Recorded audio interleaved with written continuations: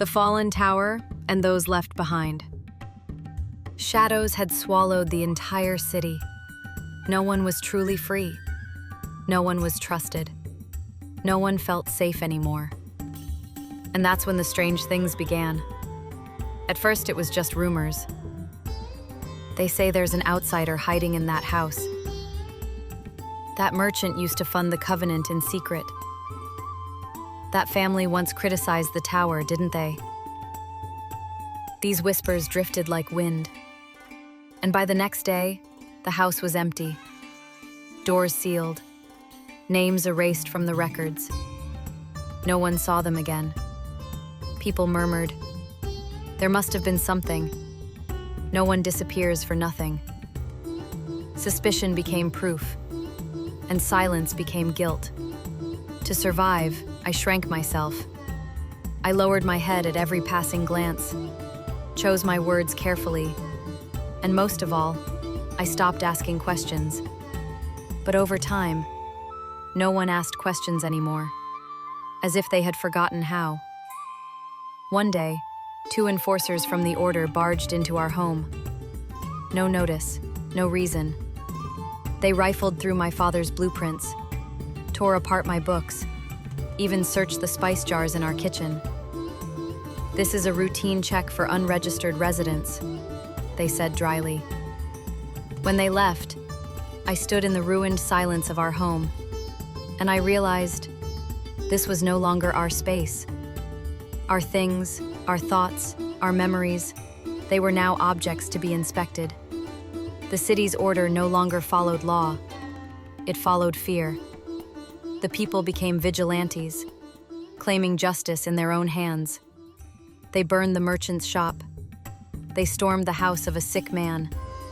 He has foreign blood. He brought in the disease. She used to work for the Covenant. No real evidence, only convenient excuses. That was enough. And so the city regressed into madness. Then one night, in the midst of thunder and rain, the Tower of Babel collapsed.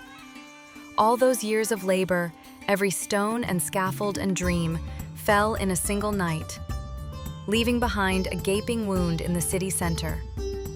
No one spoke of it. No one cried. No one cheered. It was as if everyone had been waiting for this. And after the collapse, the city began to die. First came the sickness, a coughing, feverish plague that no herb could cure.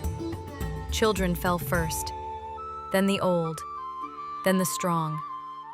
Next came the droughts and floods. Food rotted, storage ran empty, and finally, the invaders. Tribes from the outside, sensing weakness, raided what was left. They looted, they burned, and no one could stop them. Our city was already broken. It had crumbled from within. And then, I saw them. Far on the eastern ridge, silver carriages lined the horizon. Riding in them, the leaders of the Elevation Order and the Covenant of Compassion. Side by side, same wagons, same flag, no hesitation, no shame. They rode together, draped in silk and gold, fed horses, and clean robes untouched by dust. Among them, a priest in white smiled gently as they disappeared beyond the hills. That moment was more brutal than any war because it proved everything we witnessed had been a performance. Then the whispers began again. They fled to Egypt. They live like nobles now. They say the Order and the Covenant came from the same family. Their feud was staged from the beginning.